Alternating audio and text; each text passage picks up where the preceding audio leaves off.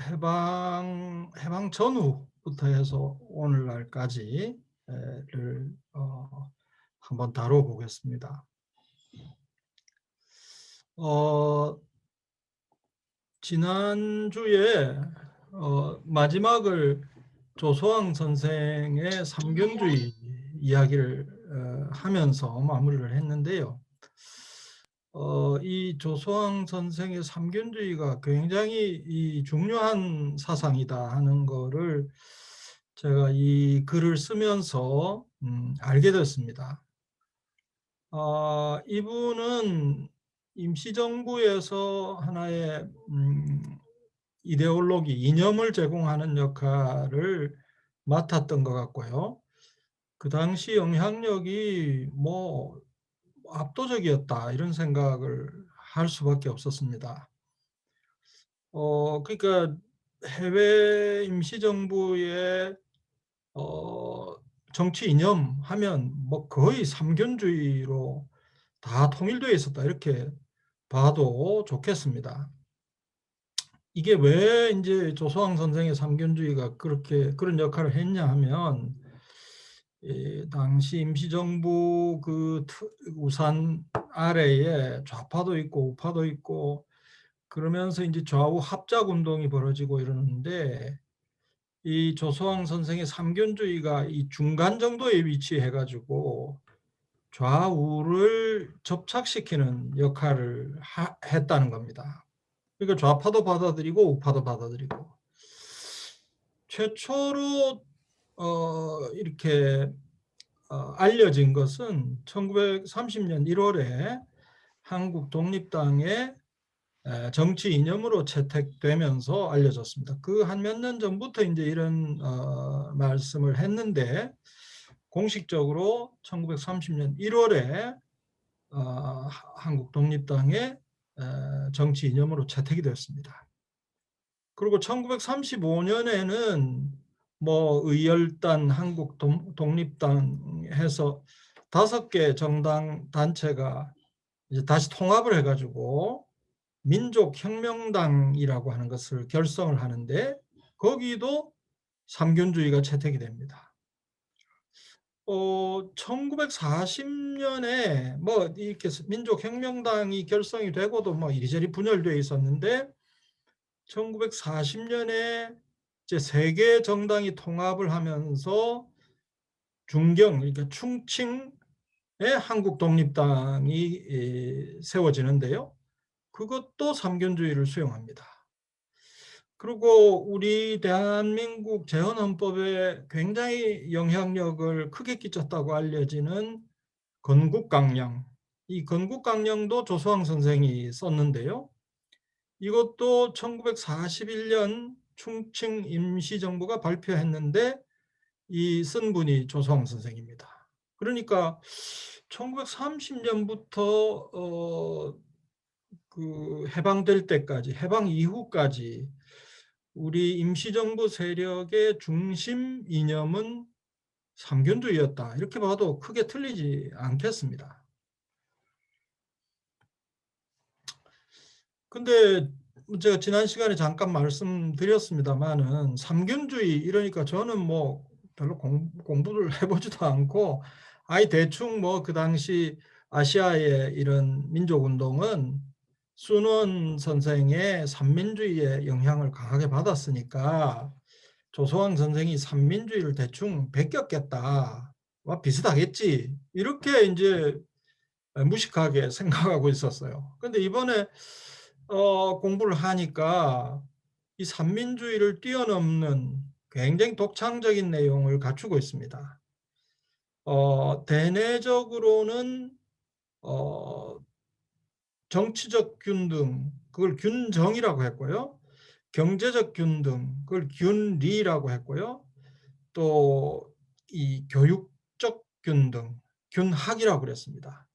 그래서 경제의 균등, 정치의 균등, 경제의 균등, 교육의 균등 이걸 통해서 한 나라 안에 개인과 개인의 균등 생활을 이룬다 하는 내용이 하나 있고요.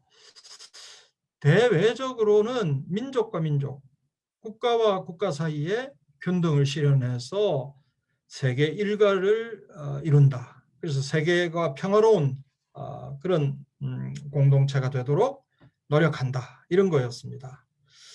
그러니까 이 대내적, 대외적으로 구분한 것도 독특하고요. 이 둘이 잘 조화가 되도록 구성한 것도 굉장히 독창적입니다. 조금 더 들어가서 균정, 그러니까 정치의 균등을 어떻게, 무슨 방법으로 달성하느냐 하면 전제주의를 배격하고요. 개인의 자유와 권리를 최대한 보장하는 그런 방식으로 균정을 달성한다. 두 번째로 경제적 균등은 어떻게 달성하느냐?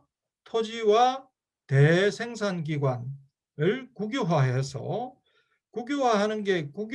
국가가 그걸 모두 장악하고 통제하겠다는 것이 아니고 그것을 통해서 국민이 경제적 권리를 균등하게 행사할 수 있도록 한다 하는 거고요. 균학은 국비 의무 교육제입니다. 그래서 고등교육까지 비용을 국가가 부담한다. 벌써 이때 이런 주장을 했던 겁니다. 근데 이제 이런 이야기로 그치지 않고 종국적인 목표가 있었습니다. 그게 뭐냐 하면 신민주주의 국가를 건설하겠다 하는 건데요. 이거는 해방 이후에 우리 한국의 그 국가 건설의 방향을 제시했다고 볼 수 있는데요. 그 내용이 뭐냐 하면 이 자본주의 국가는 결국 민주주의를 실현했다고 하지만 지식을 가진 사람들, 재산을 가진 사람들의 독재로 귀결됐다. 이렇게 보고요. 그다음 사회주의, 이 소비에트 러시아는 그럼 뭐냐? 이 민중이 뭔가 권력을 잡은 것 같은데 결국은 다수 민중이 참정권을 누리지 못하고 무산자 독재로 귀결됐다. 그래서 이 둘 다 자본주의와 사회주의 모두 결국은 독재로 귀결됐다. 그렇게 되면 안 된다 하면서 신민주주의 국가를 외칩니다. 그러니까 이 신민주주의 국가는 자본주의와 사회주의의 결점을 극복한 새로운 형태의 국가다. 이렇게 보시면 되겠습니다. 이 삼균주의의 토대에 순원의 평균집권 사상이 들어가 있습니다. 순원을 능가했다고 하지만 그 토지제도, 토지를 바라보는 관점이 이 평균집권 사상의 토대를 두고 있습니다. 그런데다가 단순히 순원의 사상, 또 순원에게 영향을 미친 헨리 조지의 사상을 토대로 삼고 끝난 것이 아니라 바로 그 모형을 우리 조선의 역사에서 찾았습니다. 그래서 이상적인 토지제도는 고려시대의 전식과 조선시대의 과전법, 즉 우리 지난 시간에 말씀드린 국전제가 이상적인 토지제도다. 이렇게 보고 있었습니다. 이렇게 얘기를 하면 오늘날 국전제 얘기를 하면 당장 색깔론이 나오지 않겠습니까? 그런데 조소왕 선생은 철저한 반공주의자였고요.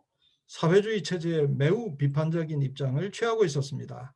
그러니까 이때 조소왕 선생이 이야기한 토지제도가 사회주의적인 토지 국유제를 염두에 뒀다. 그건 절대 아니라고 생각이 되고요. 그래서 상당히 독창적인, 그러나 조선의 역사에 어떤 전통을 이어받고 있는 그런 토지관을 펼쳤다. 이렇게 볼 수 있겠습니다. 근데 아까도 봤다시피 우리가 지금 중시하는 이 지공주의를 신민주주의라고 하는 이 진정한 민주주의와 연결했다는 점에서 실학파의 토지개혁론을 능가합니다. 실학파는 민주주의를 제기하지는 않았거든요. 지공주의를 역설했지만 민주주의까지 가지는 못했습니다. 그런 점에서 조소왕 선생의 삼균주의는 실학파 토지개혁론을 능가한다. 이렇게 볼 수 있겠고요. 그래서 근데 이제 이 삼균주의와 좀 비교를 해볼 수 있는 것이 일제강점기의 국내의 토지개혁론하고 비교를 좀 해볼 수 있습니다. 삼균주의는 아주 긴 역사에 대한 평가도 있고요. 그리고 토지개혁을 하는 이유와 목적에 대해서 대담한 진술을 하고 있습니다. 반면에 국내 토지개혁론은 보면 뭐 국내에서 뭐 사회주의적인 토지개혁론을 피력한 사람도 있고요. 사회개량주의적인 토지개혁론을 피력한 사람들도 있었습니다. 그분들도 물론 중요한 분들이죠. 근데 특징이 토지개혁을 하는 기술적인 방법, 예를 들면 뭐 유상몰수로 할 거냐, 뭐 무상몰수로 할 거냐, 또 유상분배를 할 거냐, 무상분배를 할 거냐, 뭐 이런 걸 가지고 굉장히 논란을 했고요. 그다음 농업의 경영 규모를 확대한다, 뭐 이런 일에 치중을 했습니다. 그래서 상당히 그 스케일에 있어서 두 흐름이 큰 차이를 보이고 있다, 이렇게 말씀드릴 수 있겠습니다. 자, 그래서 이제 뭐 해방이 되고 이제 대한민국이 성립하고 조선왕 선생은 이제 이 대한민국에서 뭐 일정한 기간 활동을 하지요. 근데 아까 말씀드렸다시피 해방 전국에서 헌법을 만드는데 그 당시 누구도 이 조선왕 선생이 기초한 건국강령 이거를 언급하지 않을 수가 없었어요. 그러니까 재헌헌법을 만들면서 뭐 여러 헌법 문서들을 이제 유진호 선생이 재헌헌법을 기초했는데 그때 여러 헌법 문서들, 임시정부가 발표한 여러 헌법 문서들을 갖다 놓고 자기가 재헌헌법을 기초했다는 겁니다. 썼다는 겁니다. 거기에 분명히 건국강령도 들어 있었고요. 근데 이제 건국강령의 이 토지제도 조항을 보면 정말 대담합니다. 그러니까 뭐 결국은 정도전이 주장했던 그 내용, 토지를 국유로 하고 그 다음에는 그 토지를 농민들에게 똑같이 나누어 주고 거기서 생기는 일종의 뭐라 그럴까요? 토지 사용의 대가를 국가가 징수해서 재정의 주요한 원천으로 활용한다. 뭐 이런 개념, 그 개념을 그대로 담고 있습니다. 건국강령의 내용이 그렇습니다. 여기 지금 시간이 없어서 그 내용을 자세히 말씀을 못 드리는데요. 그런데 참 희한한 것은 재헌헌법의 이 토지제도를 보게 되면 그런 게 다 빠져버려요. 다 빠져버리고 유일하게 하나 남은 게 뭐냐 하면 농지는 농민들에게 분배한다. 요거 하나가 남았습니다. 그래서 토지제도와 관련 지어서 볼 때는 이 건국강령의 핵심 내용이 재헌헌법에 담기지 않았다. 아주 뭐 지역적 부분적으로 재헌헌법에 영향을 주는 것으로 끝나버렸습니다. 그리고 그 재헌헌법에 담긴 농지는 농민에게 분배한다. 요거에 기초해서 농지개혁이 이제 시행이 되는 것이죠. 그래서 사실 여러분 농지개혁을 좀 연구를 해보시면 농지개혁은 아까 말씀드린 이 국내파들이 집중했던 그 뭐 방법, 기술적인 방법 뭐 이런 거 가지고 막 계속 논쟁을 벌입니다. 유상으로 할 거냐, 무상으로 할 거냐, 유상으로 한다면 보상가를 얼마로 할 거냐, 뭐 이거 가지고 얼마나 큰 논쟁이 벌어지고 그 논쟁에서 소위 조봉암 노선이 승리를 하고 그리고 농지개혁이 이제 농민에게 상당히 유리한 형태로 추진이 되고요.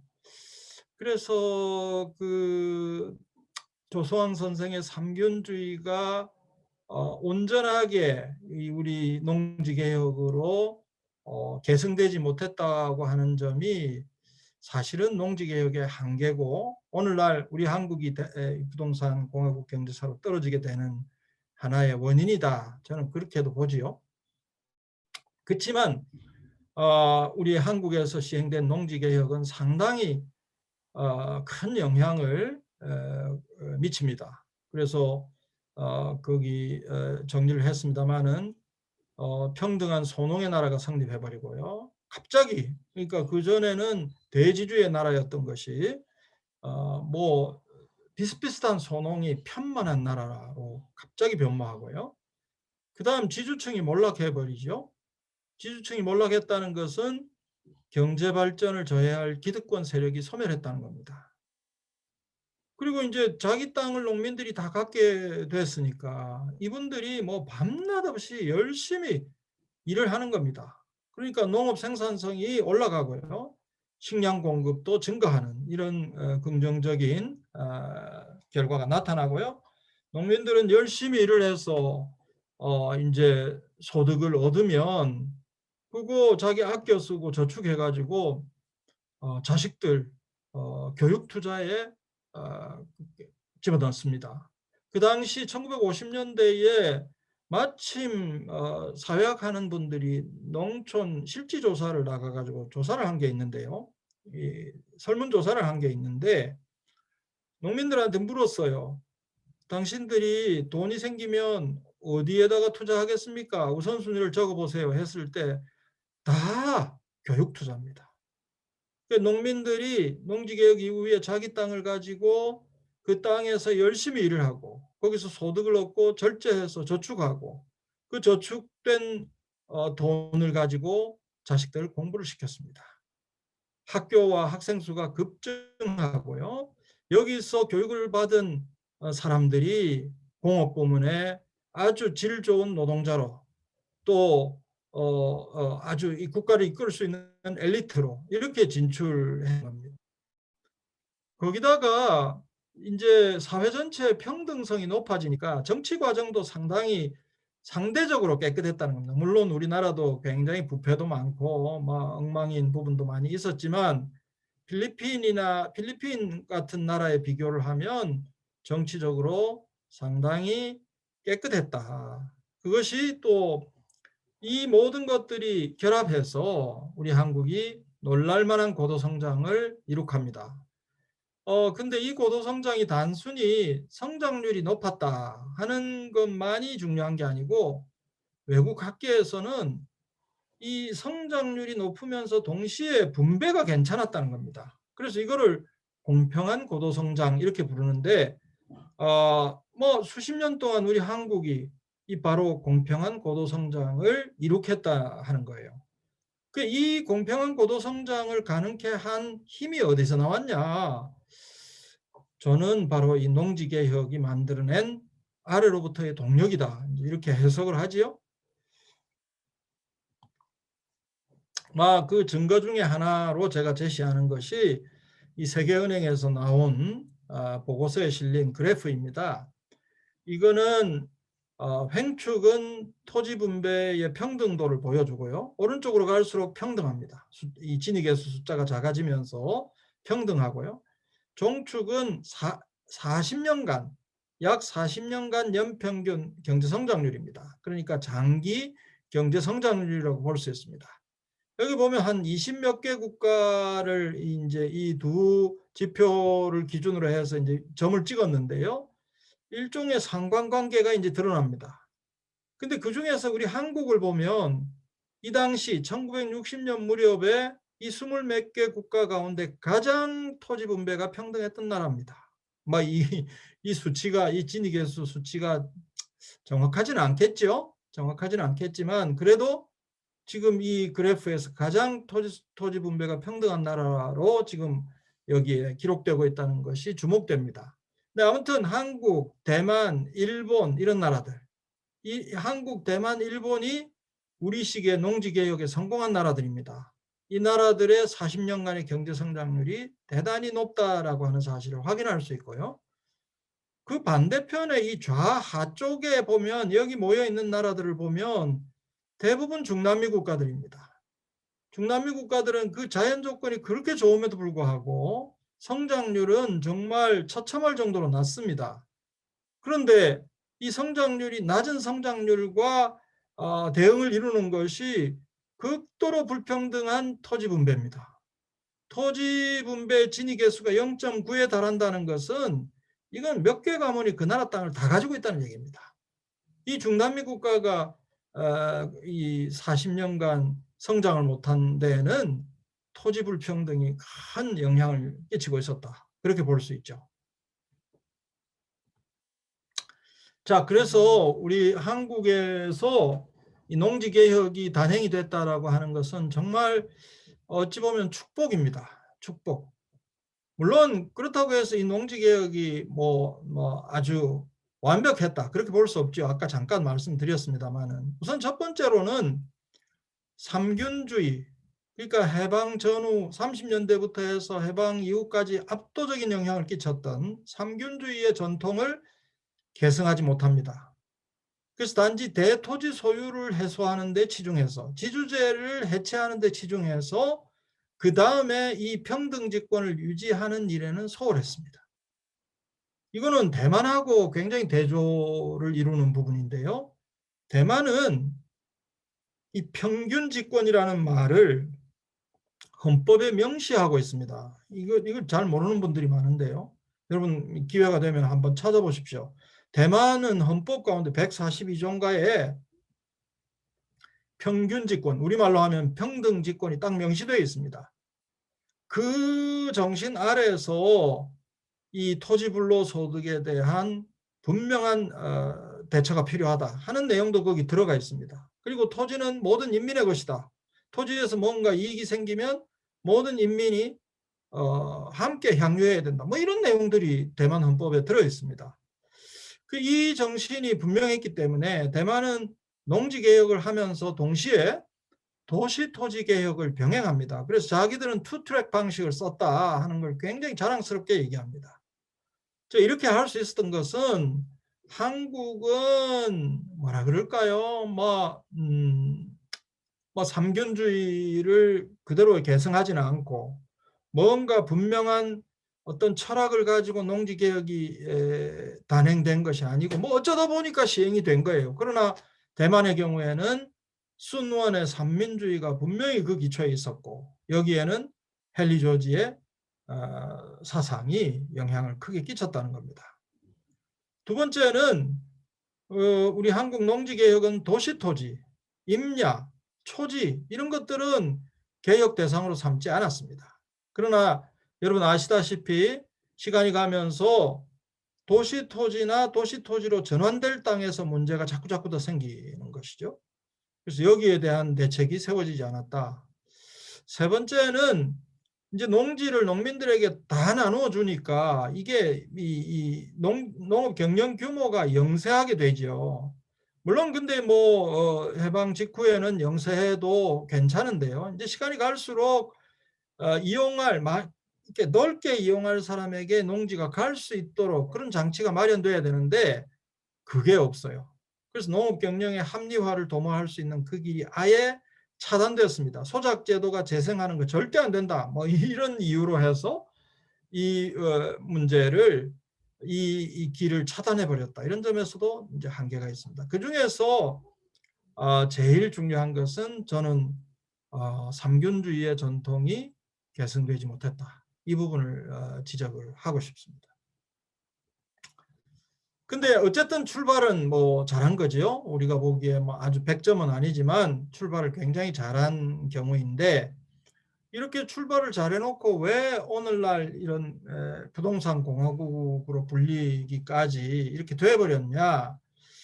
그거는 박정희 정부의 잘못이 크다고 봅니다. 우선 1960년대 말부터 아주 무분별한 도시 개발을 합니다. 여기서 무분별하다는 것은 도시를 개발하면 이 투기 문제나 집가 문제가 발생한다는 것은 그거는 충분히 예상할 수 있는데 전혀 아무런 대책 없이 엄청난 도시 개발을 밀어붙입니다. 영동 개발이라는 것은 오늘날 강남을 개발한 건데요. 이거는 영동 1지구, 영동 2지구 해서 800만 평을 넘습니다. 구획 정리 사업의 역사 가운데 이전에도 없었고 그 이후에도 없는 엄청난 규모의 사업이었습니다. 근데 이 사업을 왜 했냐? 서울을 개발하려고 또 강북에 치중되어 있는 것을 좀 중심을 옮기려고 이런 목적도 있었는지 모르겠습니다. 그 서울이 휴전선에 너무 가깝다 이런 요인도 작용했다고 합니다. 그런데 어이없게도 직접적인 원인이 됐던 것은 경부고속도로 부지를 확보하는 것 그리고 정치 자금을 마련하는 것 이게 크게 작용을 했다는 겁니다. 이 경부고속도로 부지를 확보하는데 왜 이 강남 개발이 필요했냐면 구역 정리 사업은 아주 무질서한 그 토지들을 질서 있게 정리를 하면서 이제 도로도 내고 뭐 공원도 만들고 학교 부지도 만들고 그다음 그 사업을 벌이는 경비를 조달하는 땅도 만들어 놓고 이렇게 할 수 있거든요. 그러니까 구역 정리 사업을 하면 도로 부지가 나오는 거예요. 그냥. 당시 박정희 정부는 이 경부고속도로를 건설하기는 해야 되겠고 돈은 없고 이러니까 이 구역 정리 사업을 펼쳐가지고 그 부지를 확보합니다. 오늘날에 한남대교 남단에서 양재까지 그 부지가 이 과정에서 확보되었습니다. 그 증거가 어떻게 드러나느냐 하면 이 구역정리사업지구의 면적이 갈수록 확대돼요. 왜 이걸 확대했느냐 하면 그 산식이 있거든요. 그래서 도로 면적을 필요한 도로 면적을 빼내려고 하다 보니까 처음 잡은 그 지구의 면적이 좁은 거예요. 그 도로 부지 면적에 맞추어 가지고 이 사업지구를 확장해 나가는 이런 어처구니 없는 일이 있었습니다. 뭐 토지 투기를 직접 정권이 벌이고 서울시 공무원이 정권 핵심으로부터 돈을 받아가지고 강남에 땅 투기를 해서 돈을 그 당시 돈으로 20억 이상을 마련해서 갖다 바치고 이런 일들이 있었습니다. 그리고 두 번째로는 공유수면 매립 사업인데요. 이거는 당시 서울시장이었던 김현옥이라는 사람이 한강 개발 계획을 하는데요. 이 한강 개발 계획을 왜 했냐 하면 강변도로라고 하는 것을 건설을 합니다. 강변도로를 건설을 해놓고 보니까 자연적인 경계하고 강변도로 사이에 움푹 들어간 땅들이 한강 연안을 쭉 따라서 그 땅이 생기는 거예요. 엄청난 면적의 이걸 이제 움푹 패인 거를 공유수면이라고 합니다. 공유수면이라고 하는 것은 1년에 한 번이라도 물이 차면 그건 수면이에요. 그리고 그거는 국공유입니다. 그래서 이 움푹 패인 땅이 강변의 도로를 건설하게 되면 그 자연 경계와 강변의 도로들 사이에 이 움푹 패인 땅이 엄청나게 나오는 거예요. 그래서 이거를 매립하자 해서 1960년대 말부터 70년대에 걸쳐서 대대적인 매립 사업이 벌어졌고요. 이 매립 사업에 인가를 받은 사람은 뭐 그야말로 요즘 용어로 치면 대박을 친 거죠. 엄청난 이익을 챙기고요. 그러니까 뭐 이 공유수면 매립 사업은 그 당시 최대의 비리 복마전이었다 이렇게 평가가 됩니다. 이 사업에 의해서 집단 택지들이 한강 연안에 만들어지고 그리고 그 집단 택지 위에 세워진 아파트 단지가 반포, 압구정동, 잠실, 동부이촌동 이런 곳이 다 공유수면 매립 사업으로 조성한 집단 택지 위에 건설되었습니다. 그리고 처음에 박정희 정부는 별로 이렇게 강남 구획 정리 사업을 벌여놓고는 그냥 방치를 했어요. 방치를 하다가 한 1970년대 중반쯤 해서는 야 이거 안 되겠다. 이거 본격적으로 개발해야 되겠다 해서 여러 가지 그 개발을 촉진하는 정책을 벌이는데 우리가 뭐 여러분 잘 아시는 학교를 막 이전을 하고요. 그리고 공공기관을 이전하고요. 뭐 그랬습니다. 개발 촉진지구라고 하는 것은 이 개발 촉진지구로 지정을 하면 거기에 부동산 관련 세금을 하나도 안 걷는 겁니다. 그 정도로 파격적인 혜택을 주면서 개발 촉진을 했고요. 아파트 지구 제도라고 하는 것은 이건 뭐냐?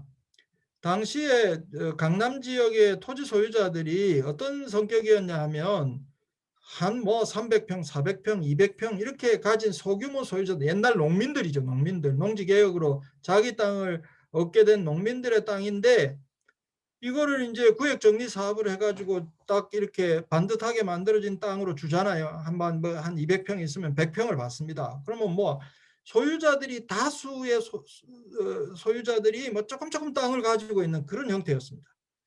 근데 이거 거기다가 아파트 단지를 어떻게 짓습니까? 그 아파트를 짓기는 지어야 되겠는데 이거 어떡하냐 해가지고는 아파트 지구 제도라고 하는 것을 도입하는데, 지금 생각하면 참 어처구니없는 제도입니다. 뭐냐, 그 지구로 지정이 되면 거기서는 아파트밖에 못 짓는다 이렇게 한 거예요. 그러면 땅을 가지고 있어봐야 소용이 없잖아요. 그래서 그 소지주들이 건설업자한테 땅을 팔고 다 빠져나갑니다. 건설업자가 그걸 뭐 그냥 요즘 말로 줍줍 해가지고 아파트 지을 부지를 마련하고 거기다가 아파트를 지어갑니다. 뭐 그런 일이 있었고요. 그다음 뭐 그냥 민간 건설업체에 맡겨두지 않고 국가가 주택공사를 동원해서 강남 지역의 초대형 아파트 단지를 건설합니다. 그래서 국가가 선봉에 서고 민간 건설업체가 뒤따라가는 이런 형태의 아파트 건설이 이루어지고, 그야말로 군사작전식으로 주택을 건설합니다. 180일 작전, 150일 작전 이래가지고 뭐 밀어붙였다고 합니다. 자, 이 과정에서 뭐 엄청난 개발이 이루어지니까 그 개발 지역 주변에 땅을 사두게 되면 뭐 단번에 엄청난 이익을 얻을 수 있다는 사실이 알려지고, 그 개발 지역 주변에서 불로소득의 향연이 벌어졌던 겁니다. 여러분, 강남 1970이라는 영화 있습니다. 거기에 나오는 그 토지 투기 이런 거 거의 사실에 가깝고요. 황석영 씨가 쓴 강남몽이라는 소설책이 있습니다. 거기에도 토지 투기 얘기가 나오는데 그거는 뭐 사람 이름만 바꿨고요. 내용은 다 사실입니다. 그런 일들이 1970년대에 벌어졌습니다.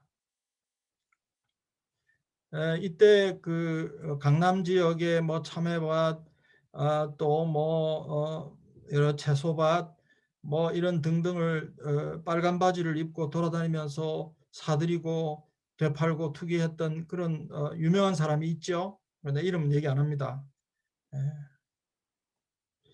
그래서 이렇게 이제 무분별한 도시 개발을 하고 난 결과 우리 한국에 참 좋지 않은 현상들이 나타납니다. 아파트 공화국이 돼버렸어요. 점점점 이 강남은 그야말로 스카이 캐슬입니다. 이제 스카이 캐슬이에요. 강남을 이렇게 만든 것은 교육과 부동산입니다. 이제는 다른 사람들이 들어갈 수가 없어요. 또 거기 있는 사람들이 다른 사람들이 들어오는 걸 너무너무 싫어해요. 자기들만의 세상이 되고 말았습니다. 그런데다가 부동산 불패 신화가 형성되죠. 1963년부터 79년 사이에 이 강북입니다. 신당동, 후암동은 땅값이 25배 올라갔는데, 이것도 뭐 사실은 많이 올라간 건데요. 학동, 압구정동, 신사동 1000배, 약 1000배 상승했습니다. 그러니 이런 현실을 지켜보는 국민들이 이거 뭐 이 한국에서 돈을 벌려면 땅 투기밖에 없다 하는 믿음을 형성할 수밖에 없는 것이죠. 그리고 산업 구조에도 큰 영향을 끼치는데요. 그걸 우리가 토건 국가 시스템이라고 합니다. 토건 국가 시스템은 건설업의 비중이 기형적으로 크고요. 그리고 이 건설업 토건업을 하는 사람들, 그 토건족의 이해관계가 경제정책이나 부동산 정책을 좌지우지합니다. 이렇게 큰 영향력을 끼칠 것 같으면 잘해야 될 거 아니에요? 근데 우리나라 건설업체들이 너무너무 취약합니다. 부침이 심합니다. 예를 들면 뭐 1970년대, 80년대에 뭐 한 10년 사이에 작은 뭐 시멘트 업자가 뭐 재벌급 건설업체 대표가 됐다가 또 좀 있으면 그냥 망해버리고, IMF 경제 위기 시절에 한국의 건설업체 가운데 망하지 않은 회사가 단 하나도 없습니다. 그런데다가 이 부동산 공화국이 성립하는 과정에서 토건국가 이데올로기에 사로잡힌 그런 인물들이 양산이 되고, 이들이 우리 사회에서 엘리트로서 역할을 합니다. 그 대표적인 인물이 이명박 대통령이고요. 이분은 이 토건국가 이 이데올로기가 완전히 신앙입니다. 그러니까 대통령이 되고 난 다음에 뭔가 토건을 통해서 성장률을 높여야 된다. 이거는 뭐 누구도 막을 수 없는 그분의 소신이었습니다. 자, 그러고 나니까 이제는 소수의 권력자들이나 부유층이나 이런 사람들만 부동산 투기를 하는 게 아니라 이제 옆에서 보던 국민들이 야 이거 뭐야 나도 해야 되겠어 이렇게 되죠.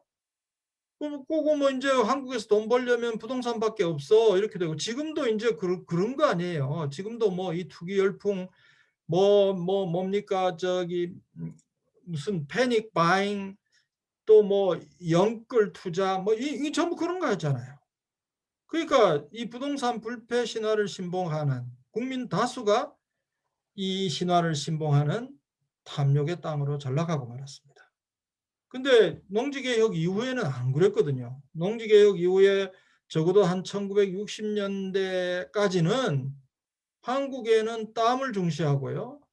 또 돈을 벌려면 자기가 비용을 들여야 되고 희생을 해야 되고 또 뭐 큰 돈을 벌려면 좀 모험을 해야 되고 사업을 해야 되고 그런 분위기가 만연해 있었어요. 자기 집을 사는데 주부들이 남편이 가지고 오는 월급 봉투 다 안 쓰고 아껴 가지고 10년 내 집 마련 10년 계획 이런 거 들어보셨어요? 우리 때는 다 그렇게 했어요. 그런 땀과 저축과 그죠? 또는 모험심과 이런 게 살아있던 땅이 이제는 뭐 그거 다 필요 없고 기회를 잘 잡아서 부동산 한번 잘 샀다 팔면 평생이 바뀐다. 이렇게 믿는 다수의 국민들이 이렇게 믿는 탐욕의 땅으로 전락했습니다.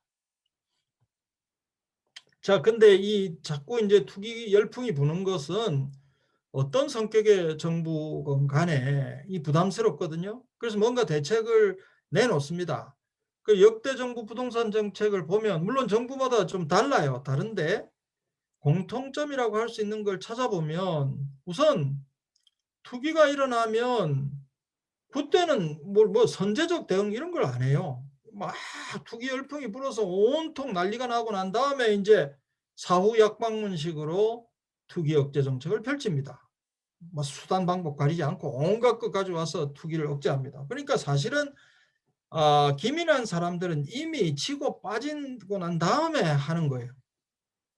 그 다음에 투기 억제 정책을 펼치고 나면 이제 그 당시는 부동산 시장이라고 하는 것이 뭐 그렇게 큰 규모는 아니니까 정부가 뭐 강한 정책을 펼치면 또 꺾이거든요. 그 안정이 된단 말이에요. 근데 안정이 되던 시기에 전체 거시경제도 뭐 좀 침체하고 성장률이 좀 떨어진다 싶으면 정부가 또 정책의 기조를 완전히 바꿔가지고 부동산을 불쏘시개로 활용해서 경기를 부양하는 이런 정책을 펼칩니다. 그래서 저는 이게 냉열탕식이다 이렇게 부르죠. 냉열탕식이다. 예전에 뭐 냉온탕식이다 이런 표현이 있었는데 냉열탕식의 정책을 펼쳤습니다.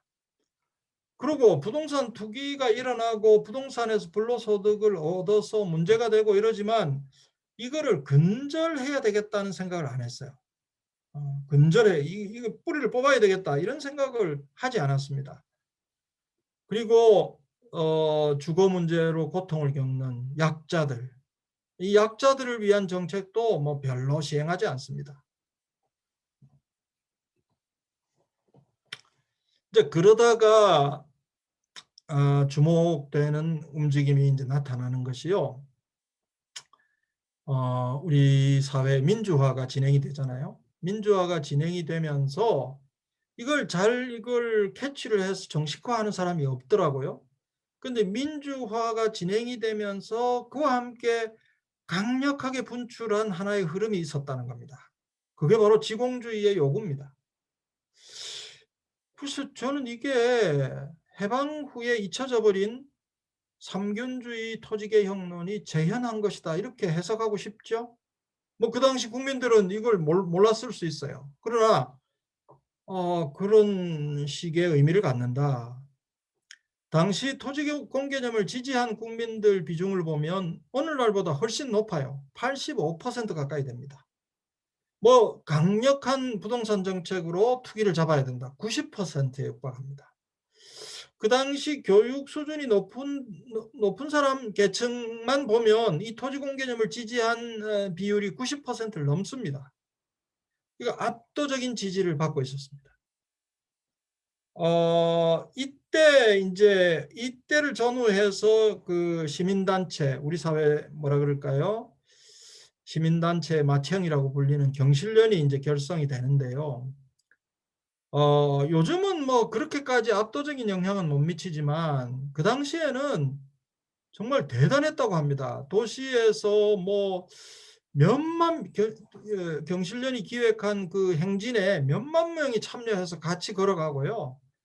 그때 국민들이 뭐 민원을 그냥 자기가 뭐 하다가 뭐 부당한 일을 당한다 싶으면 관공서에 민원을 넣는 게 아니라 경실련에 전화를 해가지고 이게 해결 좀 해달라 그러고, 그 정도로 압도적인 영향을 그 당시 경실련이 끼쳤습니다.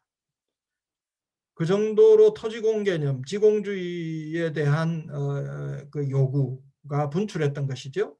근데 물론 이제 이 기득권층이 가만히 있을 리가 없죠. 신흥지주층이 이 토지공 개념에 대해서 반대하고 또 이것이 시행되지 못하도록 방해하고, 근데 이 사람들이 집중했던 것은 뭐냐면 당시 노태우 정부가 도입하려고 하고 있던 종합토지세입니다. 이 종합토지세, 이게 중요한 거거든요. 종합토지세를 노태우 정부가 도입하니까 이거를 무력화시키기 위해서 온갖 방해를 다 합니다. 뭐 경제단체를 통해서도 하고요, 뭐 언론을 통해서도 하고요, 정당을 통해서도 하고요, 뭐 그랬어요. 그 결과 이 종합토지세는 상당히 약해져 버립니다. 그 대신에 저 맨 아래쪽에 있습니다만은 토지공개념 3법이라고 해서 뭐 택지 소유 상한제, 초과이득세제, 그리고 개발부담금제 해서 이 세 가지가 도입이 되는데, 이거는 사실은 어떤 전방위적인 전체 토지를 대상으로 했다기보다는 일부 토지가 대상이 되는 그야말로 예외주의적인 입법이었고요. 그리고 정식 조세가 아니고 준조세 위주로 그렇게 갔다는 거예요. 그러니까 사실은 이 토지공개념 3법은 부차적인 차원의 개혁이었는데 이게 중심이 돼버리고, 중심이었던 종합토지세는 굉장히 약하게 도입되는 이런 결과가 나타났죠. 그래서 노태우 정부의 토지공개념은 상당히 타협적인 토지공개념, 타협적인 지공주의다, 그렇게 이제 우리가 평가할 수 있겠습니다. 한 가지 주목되는 것은 그 당시 이제 토지공개념을 지지했던 세력이 있잖아요. 이 지지했던 세력은 좌파가 아니에요. 좌파들은 딴 데 신경을 쓰고 있어요. 뭐. 근데 예를 들면 경실련 같은 이런 세력은 이쪽에 집중을 했는데요. 한 가지 재밌는 것은 부동산 문제를 주택 문제로 생각을 안 했어요. 오히려 더 중요한 것은 재벌 대기업의 문제로 인식했습니다. 재벌 대기업들이 땅을 쓸데없이 끌어모아 가지고 이 문제를 일으키고 있다, 이런 인식이 있었지요. 근데 요즘은 이게 사라지고 없어요. 이게 굉장히 중요한 문제인데, 토지공개념이 처음 등장할 때 이 지공주의 지지 세력은 이 인식을 분명히 하고 있었습니다. 자, 그래서 이제 토지공개념이 도입이 되고 몇 년 가는데요. 몇 년 가는데 이게 이제 90년대 말이 되면 토지공개념이 폐지가 돼 버립니다. 그 토지공개념을 폐지하는데 결정적인 역할을 한 것이 유감스럽게도 김대중 정부입니다. 김대중 정부는 민주주의를 아주 발전시키는 어떤 공적을 남겼으면서도 이 민주주의와 지공주의의 병행 발전, 이런 생각은 못했어요. 이 김대중 정부가 내건 캐치프레이즈는 민주주의와 시장경제의 병행 발전, 이랬습니다. 사실은 우리가 흔히 말하는 신자유주의의 문을 열어준 것은 바로 이때부터입니다. 지공주의가 얼마나 중요한가 하는 것을 인식하지 못했어요. 그래서 토지공 개념을 사실상 폐지해버립니다. 택지 소유 상한제, 토지 초과 이득세제, 이거 위헌 판정이나 헌법 불합치 판정을 받아가지고 뭐 없어진 것처럼 이렇게 알고 있는 분들이 많은데, 그렇지 않고요. 그 판정 받고도 그 판정이 토지공 개념에 대한 부정은 아니었어요. 그 법률의 조항이 법기술상 지나치다, 그러니까 그 개정하라 하는 이런 뜻입니다.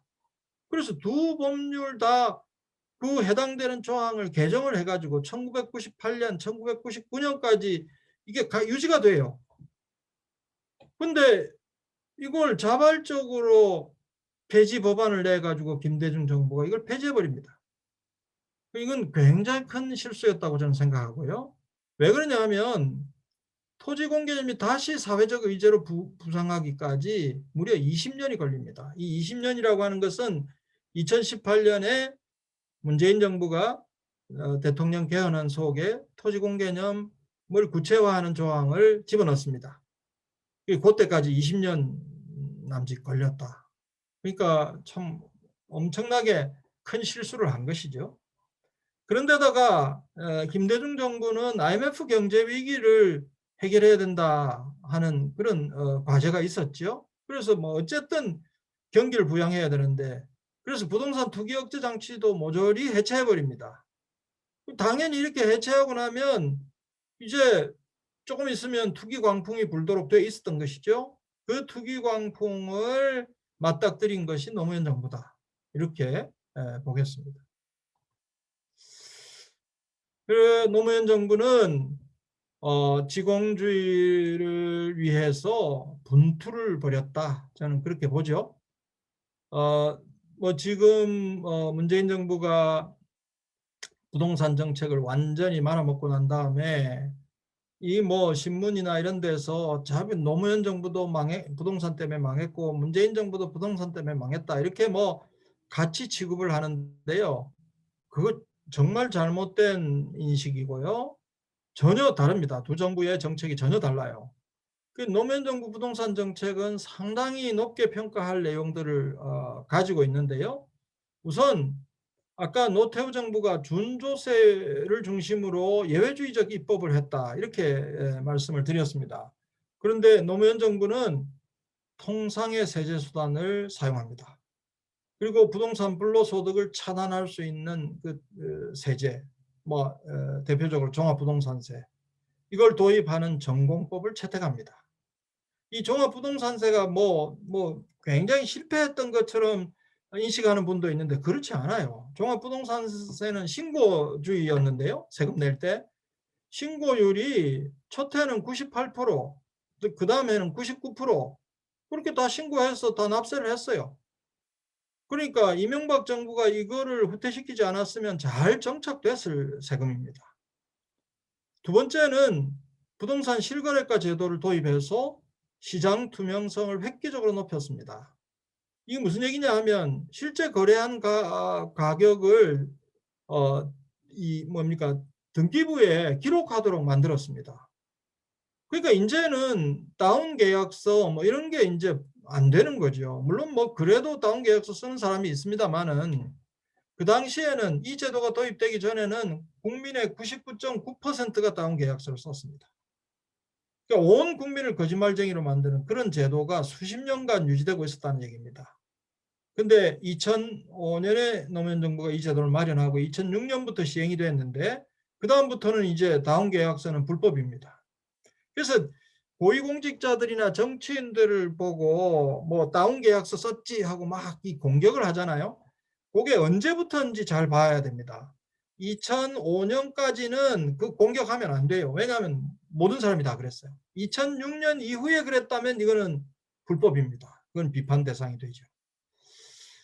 그 다음 세 번째로는 노무현 정부는 장기 공공임대주택, 국민임대가 중심인데요. 장기 공공임대주택을 연 10만 호씩 공급했습니다. 이것도 굉장히 중요한 일이죠. 이렇게 한 정부가 없어요. 이명박 정부는 이거를 보금자리 주택 이름만 거창하게 하고는 이 장기 공공임대주택 공급 물량을 반토막 내버렸습니다. 이명박 정부, 박근혜 정부 때 전월세난이 일어났던 것은 여기에 기인하는 바가 큽니다.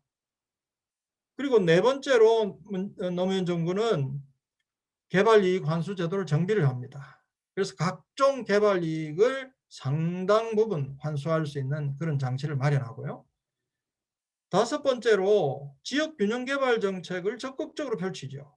잘 아시는 행정중심 복합도시, 혁신도시, 뭐 기업도시도 있었습니다만 이런 것들을 통해서 서울과 수도권에 있던 그 공공기관들을 지방으로 내려보냅니다.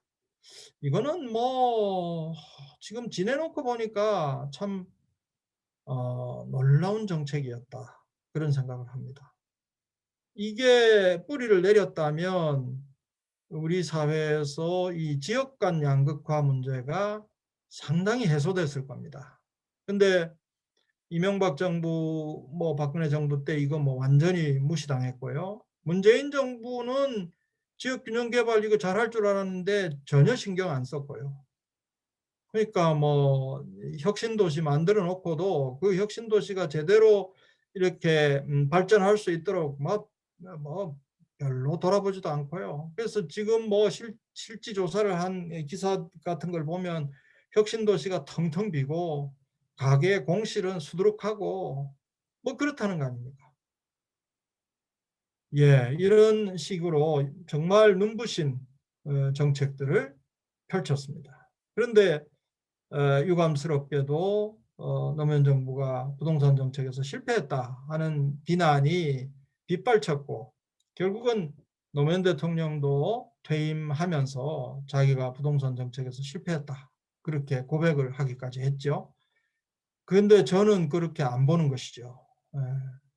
그 당시 뭐 정책을 책임졌던 사람 한 사람도 뭐 실패했다는 소리를 입에 달고 다니는 걸 제가 봤는데 제가 그래서 좀 뭐라 그랬어요. 왜 잘한 걸 가지고 당신이 그렇게 실패했다고 저 떠들고 다니냐고. 누구라고 말은 안 하겠습니다. 예. 그래서 노무현 정부 부동산 정책의 상징이라고 할 수 있죠. 그게 바로 종합부동산세입니다. 종합부동산세를 도입한 것인데요. 이 종합부동산세는 아시다시피 지방에 재산세가 있다면 국세로 부과하는 부동산 보유세입니다. 전체 보유자한테 다 부과하지 않고요. 과다 보유자 일부에게만 부과하는 세금입니다. 그래서 부동산 고액 소유자의 불로소득 취득을 억제하고요. 그리고 이제 고액 소유자의 소유에 부담을 주니까 그 사람들이 쓸데없이 투기적 목적으로 보유하는 그 동기가 줄어드니까 부동산 가격을 안정시키는 효과가 있고요. 그리고 근로소득과 비근로소득 간의 조세 부담이 굉장히 그 불공평하다 하는 게 있는데 그래도 종부세를 통해서 어느 정도 형평성을 기하할 수 있다 하는 게 있고요. 그리고 이 종합부동산세는 거의 대부분을 걷어서 기초지자체의 부동산 교부세로 교부를 합니다. 그러니까 기초지자체 간의 재정 능력의 격차를 완화하는 데도 굉장히 역할을 했습니다. 이 종합부동산세가 무력화되면서 부동산 교부세도 그러니까 확 줄어들 거 아닙니까? 확 줄어드니까 이거 받고 있던 기초지자체에서 이걸 주로 어디다 썼냐 하면 거기 복지지출 이런 데 쓰고 있었단 말입니다. 근데 이게 확 줄어서 그걸 못하게 된 거예요. 그래서 기초지자체의 공무원들은 이 사실을 압니다. 그 타격을 가장 크게 입은 곳이 대구 동구입니다. 대구 동구. 그런데 왜 대구 동구 분들은 왜 이런 일을 한 정부를 계속해서 지지했는지 난 이해를 할 수가 없어요. 아마 내용을 정확하게 모르니까 아마 그렇게 하지 않았을까 싶고요. 이 종합부동산세가 이런 장점을 가지고 있는데 당시 보수 언론들은 뭐 엄청난 공격을 퍼부었죠. 소위 세금 폭탄론. 요즘도 이 세금 폭탄론이 다시 이제 뭐 기승을 부리는데 이 세금 폭탄론이 그 당시 만들어져 가지고 그야말로 뭐 신문 일면을 도배를 했습니다. 한 1년 이상. 그래서 그 뭐 가짜 뉴스는 뭐 엄청나게 있었고요. 노무현 정부가 집 한 채 가진 서민들한테까지 막대한 세금을 부과하려고 한다. 뭐 이런 내용. 지금 그런 기사가 막 쏟아지잖아요. 종부세 과세 대상은 전체 소유자의 가장 많았을 때 4%를 넘지 않았습니다. 그러니까 이거는 전형적인 가짜 뉴스였습니다. 그런데 언론의 힘이 얼마나 참 막대한지 이 종부세하고 아무 관련이 없는 서민층, 중산층, 집 한 채 가진 사람들, 지방 사람들 중에는 그 당시에는 종합부동산세 내는 사람이 거의 없었습니다. 근데 이분들이 이 조중동의 세금 폭탄론에 동조를 합니다. 자, 이 종부세 세수 구성이 어떻게 바뀌었냐 하는 건데요. 맨 왼쪽에 있는 것은 2007년에 종부세 세수 구성입니다. 이때는 뭐 금액도 굉장히 컸고요. 그 다음에 이 짙은 갈색이 주택에서 걷는 겁니다. 그 주택이 1등이에요. 근데 이명박 정부가 들어와서 이 종합부동산세를 무력화시키고 말거든요. 그러니까 전체 세수가 확 줄었고요. 주택이 3등으로 밀립니다. 그리고 쭉 와서 문재인 정부가 출범하기 직전에도 같은 구조입니다. 주택이 3등이에요. 저는 감히 이렇게 짐작을 하지요. 노무현 정부가 만들어 놓은 종합부동산세가 무력화되지 않고 그 원래 애당초 계획했던 대로 계속 갔다면 우리가 지금 겪고 있는 이 투기 열풍은 없었을 것이다. 아니면 아주 약한 형태로 지나갔을 것이다. 이렇게 짐작하죠. 요즘 뭐 신문에 보니까 그런 뭐 정부 사람들이 그런 얘기를 한다 그래요. 이 집값이 폭등하는 것은 전 세계적인 현상이다. 우리만 그런 게 아니다. 이런 식으로 변명을 한다고 하는데 웃기는 얘기입니다. 제가 이렇게 들어보면 뭐 영국이나 미국이나 이런 데서 집값이 뭐 엄청 올랐다고 사람들이 놀래고 뭐 당황하고 한다는데요. 그래봐야 20% 정도밖에 안 돼요. 네.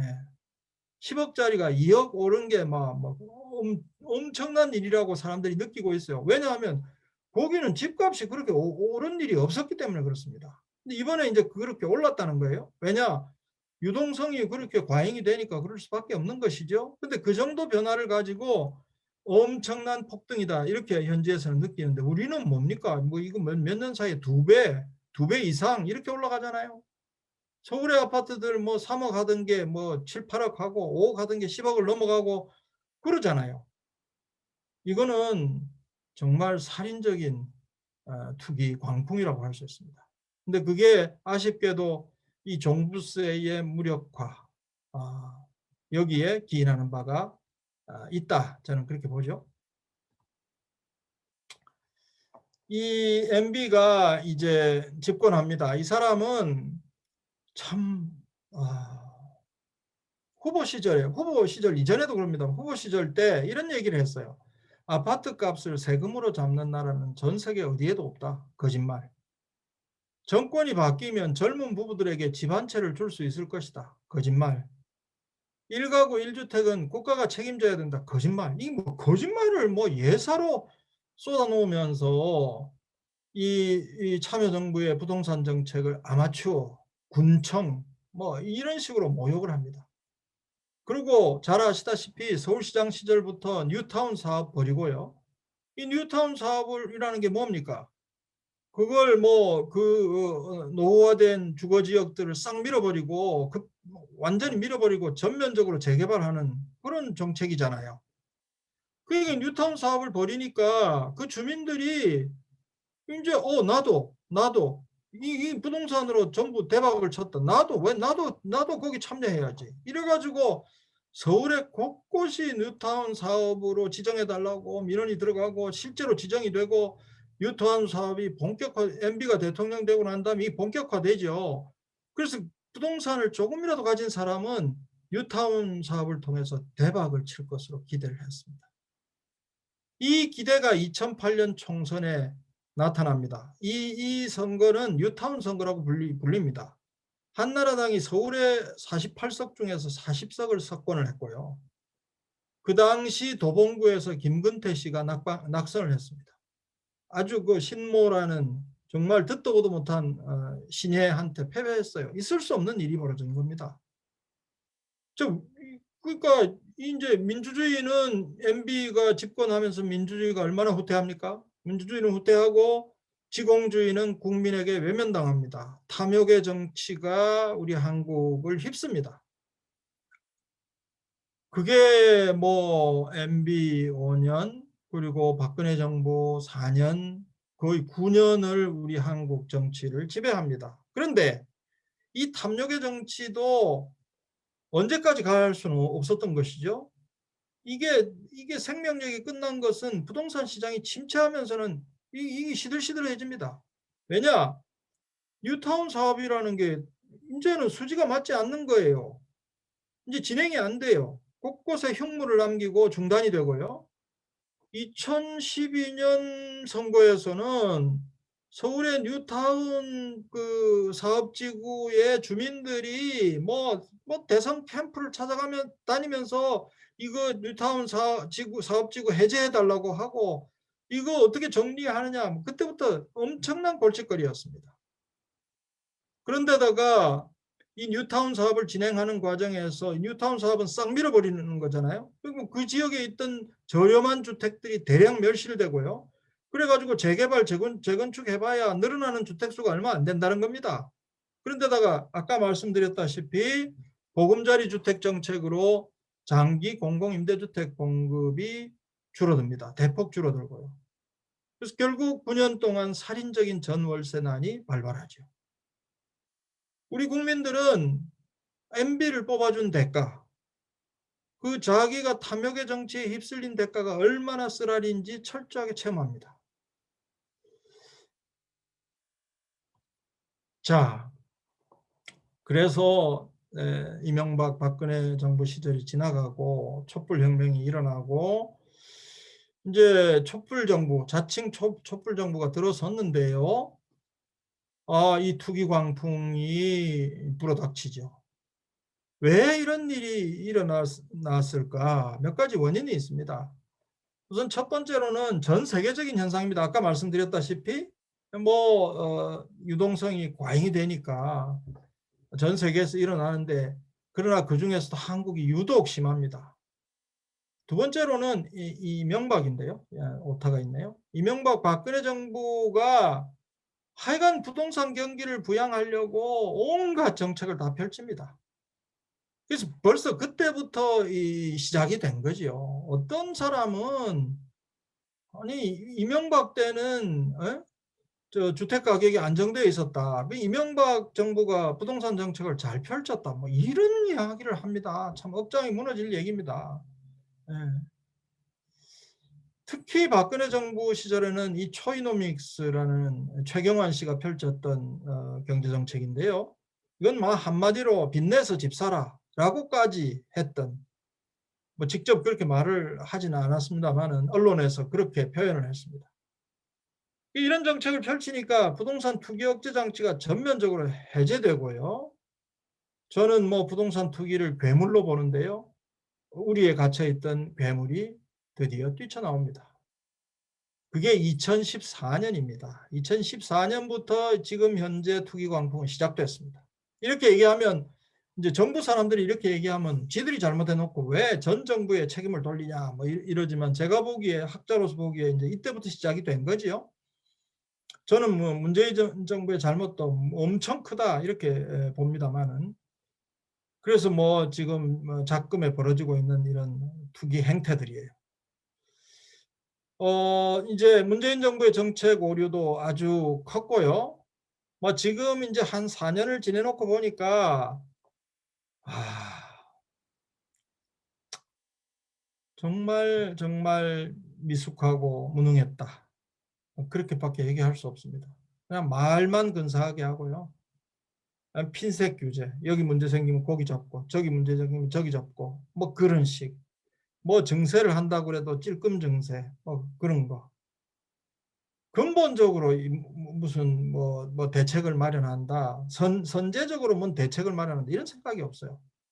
그래서 역대 정부 최다의 풍선 효과를 만들어내고 맙니다. 마용성, 노도강, 수용성, 안시성, 금광구, 김부검 이 세상에 이런 말들이 이런 조어가 만들어질 정도로 풍선 효과를 유발합니다.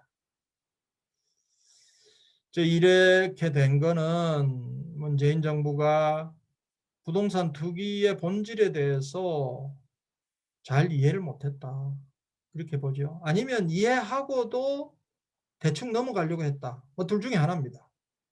아까 말씀드렸다시피 부동산 투기는 엄청난 괴력을 가진 괴물입니다. 이거는 적당히 해서는 이렇게 잠재울 수가 없어요. 근데 그런 생각을 안 했습니다. 그리고 부동산 정책이라고 해봐야 적당히 시장을 마사지해서 뭐 가격이 폭등하지도 않게 또 폭락하지도 않게 그렇게 조절하는 게 중요하다.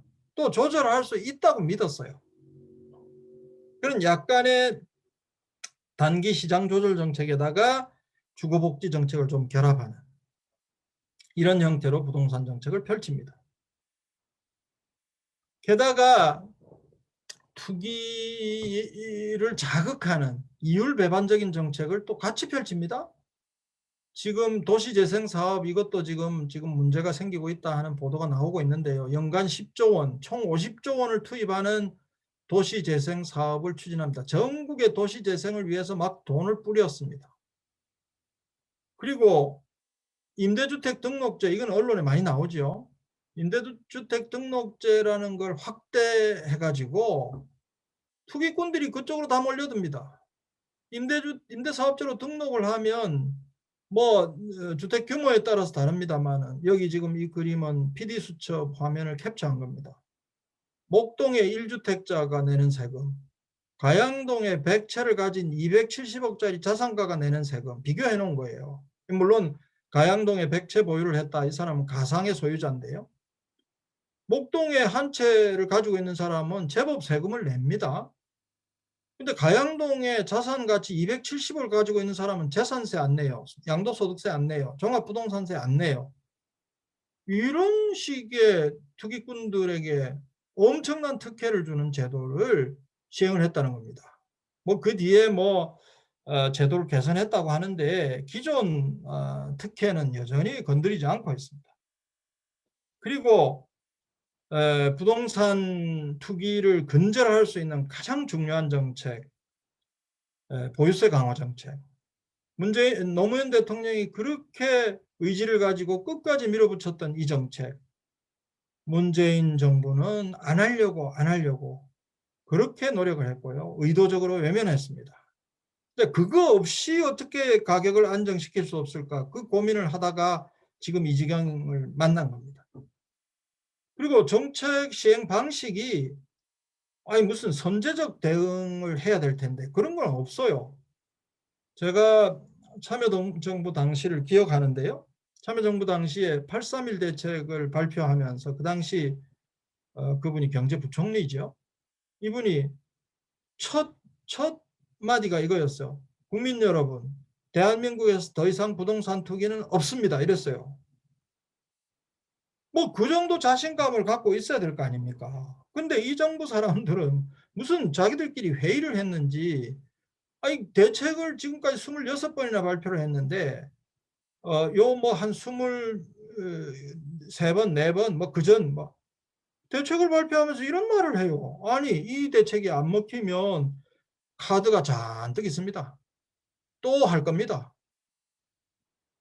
아유 제가 그 소리 듣고 너무 억장이 무너져서 좀 의도적으로 좀 여기저기 얘기를 했어요. 아니 도대체 정책을 발표하면서 그런 말을 하는 사람들이 어디 있냐. 그 말은 뒤집으면 이 정책은 안 먹힐 겁니다 하고 자인하는 거하고 똑같은 얘기가 아니냐. 어떻게 그렇게 정책을 발표하냐. 그랬더니 요새는 그 말을 안 해요. 모르겠습니다. 제가 그렇게 지적하는 걸 들었는지 어쨌는지 그런 말은 쑥 들어갔어요. 자, 그래서 지금 난감한 지경에 빠졌죠. 문재인 정부가 부동산 정책의 대실패, 처참한 실패를 하면서 그 쓴 열매를 맛보고 있습니다. 이제 지난 4.7 보선에서 어떻게 이제 서울시장, 부산시장 그런 인물들한테 대패를 할 수 있냐.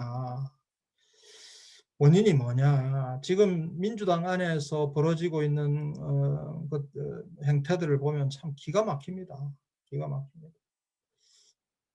그러니까 핵심은 이거예요. 잘 한번 생각을 해보십시오. 문재인 정부가 잘못해서 부동산 값을 폭등시켰어요. 부동산 값이 폭등하니까 누가 이제 불만을 가집니까? 무주택자, 서민들이 화가 날 거 아닙니까? 근데 인제 공시가격을 올려 가지고 인제 우리 경상도 사투리로 가로놓가 인제 보유세가 인제 올라가게 돼 있어요.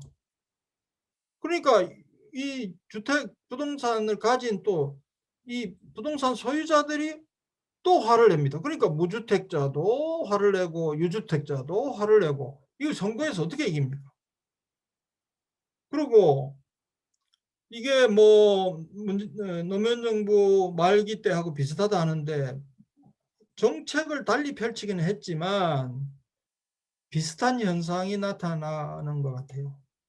인제 그 당시 이명박이 펼쳤던 탐욕의 정치, 이건 지금 뭐 이번 4월 7일 보선에서 이게 구사를 했거든요. 예. 이게 이런 이 기법이 사용이 됐다고요. 그런 데다가 인제 지금 보세요. 지금 민주당의 몇몇이 뭐 종합부동산세 지금 완화시키려고 노골적으로 지금 이야기하기 시작합니다. 예. 뭐 "부동산 때문에 우리가 졌다." 이래 가지고 예? 부동산 값을 못 잡아서 졌지 부동산 세금을 안 깎아 줘서 졌다. 어떻게 이렇게 얘기를 할 수 있습니까? 그러니까 국민의힘도 이 부동산을 통해서 국민의 탐욕을 자극하고요. 민주당 일각인지 전부인지 뭐 다수인지 모르겠는데 거기도 탐욕의 정치에 이끌려가고 있고요. 마치 언제하고 비슷하냐면 2008년 총선 때하고 굉장히 비슷합니다. 그 당시에 탐욕의 정치에 불을 붙인 것은 한나라당이고요.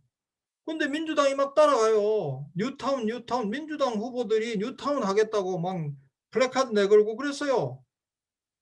그 결과는 그 당시 총선에서 민주당이 대패합니다. 제가 보기에는 어 탐욕의 정치가 되살아나고 있다. 이걸 어떻게 하면 좋은가. 아 뭐 반성을 한다고 하는데 참 말도 안 되는 에 그런 행태들을 보이고 있는 사람들이 있습니다. 예, 안타까운 상황입니다. 예, 오늘 제가 마련한 내용은 여기까지입니다.